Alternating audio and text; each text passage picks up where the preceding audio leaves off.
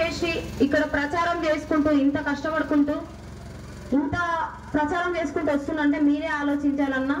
ఒకసారి ఆలోచించి ఒక షోయికి వచ్చి ఒకసారి ఇంటికి వెళ్ళి మీ ఫ్యామిలీతో డిస్కషన్ చేయండి అన్న. ఒక ఆడపిల్ల నిలబడడం అంటే మామూలు విషయం కాదు, మీకు అందరికి తెలుసు. మీరే ఆలోచించండి. పార్టీలో ఉన్న రాజకీయ నాయకులు వస్తే వాళ్ళేమన్నా ఇల్లు తిరుగుతారా? తిరగరు. ఆ పార్టీకి సంబంధించిన కార్యకర్తలకు ఫోన్లు చేస్తే వాళ్ళందరూ 300, 200, 500 కూలి ఇచ్చి పలానా సార్ వస్తున్నాడు మీటింగ్ కు రండి అని తోలుకొని వస్తారు. అవునా కాదా? చెప్పింది నిజమే కదా. పైసలు ఇవ్వకుండా ఏమన్నా కార్యకర్తలు వస్తారా? ఏ పార్టీ నాయకుడైనా సరే. మా ఊర్లో కూడా పోతున్నారు కూలి 300, 500. ఎలక్షన్ టైంలో అయితే పోతున్నారు మా ఊర్లో కూడా.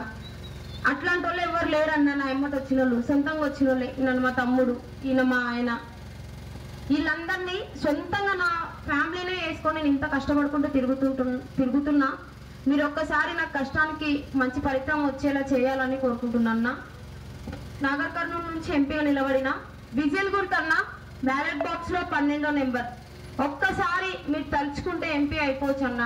ఒకసారి ఆలోచించండి. నేను ఈ పార్టీ ఆ పార్టీ ఏ పార్టీ కాదు, సొంతంగా నిలబడిన. ఒక్కసారి ఆలోచించి మీ అమూల్యమైన ఓటు విజిల్ గుర్తుకు వేయండి అన్న. వచ్చింది చెప్పింది వెళ్ళిపోయింది కాదు. ఆల్రెడీ ఇక్కడ అన్న ఒక అన్న చెప్తుండ్రు, అప్పుడెప్పుడో ఎలక్షన్ల ముందర వచ్చి వెళ్ళిపోయిందంట ఒక రాజకీయ నాయకుడు. మళ్ళీ ఇక్కడికి రానే లేదంట ఆయన. అంటే మీరే ఆలోచించండి. అంటే ఒక పొలిటికల్ లీడర్ అంటే ఒక నెలకో కనీసం సంవత్సరానికన్నా ఒకసారి వచ్చి ఇక్కడ ఏం సమస్యలు ఉన్నాయి ఏంది అనేది కనుక్కొని వెళ్తేనన్నా కొంచెం ఆనందం. అరే మా సార్ వచ్చిండు, మేము ఇంత కష్టపడి గెలిపించుకున్నాం, మా మేడం వచ్చింది ఇంత కష్టపడి గెలిపించుకున్నాం అని ఒక చిన్న తృప్తి అన్న ఉంటుంది వాళ్ళు గెలిచిన తర్వాత వచ్చి పోతే. సో అట్లా రాని వాళ్ళకు ఓట్లు వేస్తారా?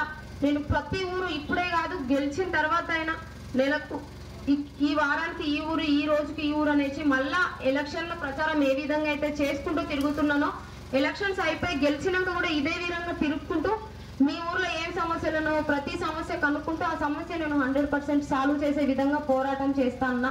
ఒక్కసారి ఆలోచించి ఈ ఆడబిడ్డను గెలిపించండి, మీ ఇంటి ఆడబిడ్డగా భావించి. ధన్యవాదాలన్నా.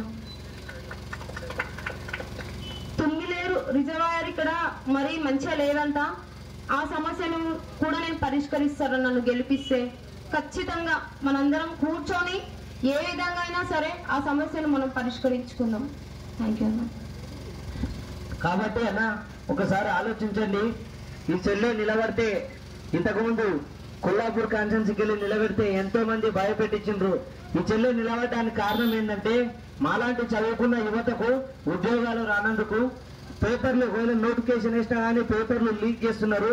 ఎందరో స్టూడెంట్స్ ఆత్మహత్యలు చేసుకుని చచ్చిపోతుండ్రు. కాబట్టి ఆ విద్యార్థుల కోసము నిరుద్యోగుల కోసం పోరాటం చేయాలనే ఒక సంకల్పంతో ఈ రోజు బయటికి వచ్చింది ఈ చెల్లె. కాబట్టి మీరందరూ ఆలోచించి చెల్లె గుర్తు విజిల్ గుర్తుకు ఓటేసి 12వ నంబర్ పైన ఉంటది. కాబట్టి మీరందరూ అత్యధిక మెజార్టీతో చెల్లెకు ఓటు వేసి గెలిపిస్తారని కోరుకుంటున్నామన్నా.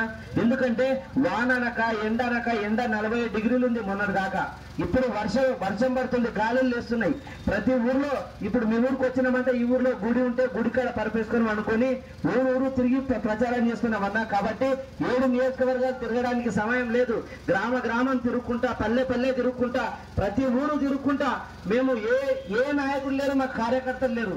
ఏ కార్యకర్తలు లేకుండా ప్రతి ఒక్కరికి ఊర్లలో ఉన్నటువంటి అభిమానులు, అక్క అభిమానులే వాళ్ళు వీళ్ళు తీసుకొచ్చి అన్నము ఏదో ఓటోలో చెప్తే తిని అక్కడనే దేవాలయంలో పడుకొని మళ్ళీ ఈ నుంచి ఇట్లా ప్రచారం కొనసాగించి ఈ రోజు రాత్రి ఏదో 5కో శాంతినగర్కు ఎక్కడో దగ్గర పోయి పడుకొని వానకి ఎండకి తిరుగుతున్నామన్నా. ఒకసారి మీరు ఆలోచించండి. మీరు ఒక 1000 రూపాయలకు 2000కు అమ్ముడు పోకుండా ఆ ఓటుని వినియోగించుకొని మీరు నిజంగా ఈ చెల్లెకి ఓటు వేస్తే మా నిరుద్యోగులు మనలాంటి బిడ్డలు ఇంట్లో ఖచ్చితంగా ప్రతి చదువుకున్న విద్యార్థి ఉంటాడు. వాళ్ళ బాధల కోసం ఈ రోజు ఏదో ఉచిత పథకాలు ఇచ్చి ఆ ఉచిత పథకాలకు అలవాటు చేసిండ్రు. నిజంగా అంటే మన వాళ్ళ అవసరమే లేదు.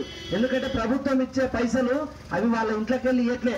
మనం సబ్బులు కొనుక్కుంటేనో, బియ్యం కొనుక్కుంటేనో, పప్పు కొనుక్కుంటేనో, నూనె కొనుక్కుంటేనో, చెప్పులు కొనుక్కుంటేనో, బట్టలు కొనుక్కుంటేనో మన పైన పన్నులు ట్యాక్సీలు వేసి ఆ ట్యాక్సీల రూపంలో వచ్చిన డబ్బుల్ని వాళ్ళకి ఆస్తులు పెంచుకుంటున్నారే తప్ప దానిలో నుంచి కోడికి గింజలు వేస్తే గింజలు తిని బతుకుతుంది కోడి అని చెప్పి పక్కనున్న కోడిని కోసుకొని తింటే కూడా కనిపించకుండా కోడికి ఏ విధంగా అయితే ఉందో మనకు కూడా అట్లా సంక్షేమ పథకాలని ఉచిత పథకాలు ఇచ్చి సోమరిపోతులను తయారు చేసి నిజంగా మనకేం అవసరం మన పిల్లలకి ఉద్యోగాలు రావాలి.